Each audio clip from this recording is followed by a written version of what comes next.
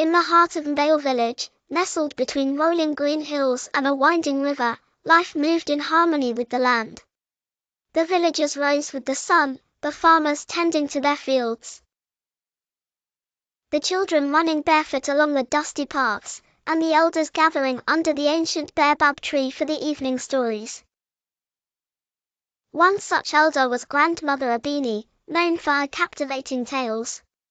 Every evening, after the day's work was done, the children and even the adults would sit around her at the village square, eager to listen. Her voice was rich and warm, weaving stories like a skilled potter shaping clay. One afternoon, before storytelling time, Abeni gathered a group of children, Kofi, Mbale, and little Tunde, and led them down the path to the river. "We must fetch water, but on the way, I will tell you a story," she said with a smile.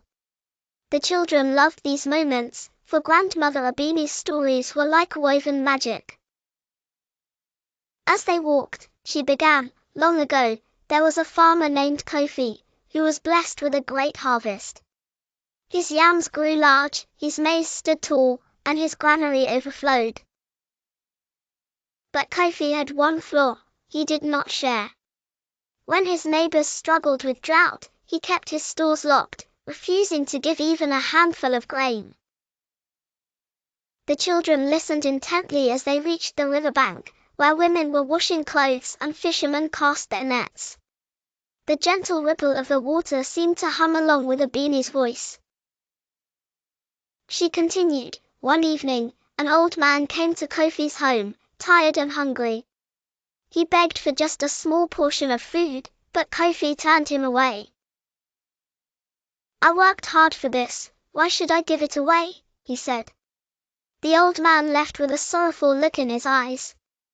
Tunde frowned. 'That wasn't kind at all.' Grandmother Abeni nodded solemnly. 'Indeed, it wasn't. But do you know what happened next? That night, a great storm came. The river swelled, flooding the land, and Kofi's barn was swept away. Left with nothing, he wandered the village, ashamed. He knocked on the doors of his neighbors, seeking help. Mbale's eyes widened. Did the villagers help him?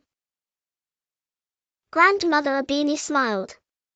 Yes, my child. Despite his past selfishness, they gave him food and a place to rest, for they knew kindness was more powerful than greed. Kofi learned his lesson and became the most generous farmer in the land. As they filled their water gourds, the children pondered the story. So, it's always good to share, Kofi said thoughtfully. Yes, Abeni agreed. Because when we help each other, we all grow strong. They walked back to the village, the golden sun dipping behind the hills. That evening, under the baobab tree, Grandmother Abeni told the story again, this time with the whole village listening. But before she finished, she added one more piece of wisdom. Our village is like this river, she said, pointing to the ever-flowing stream in the distance. Please subscribe. Bye.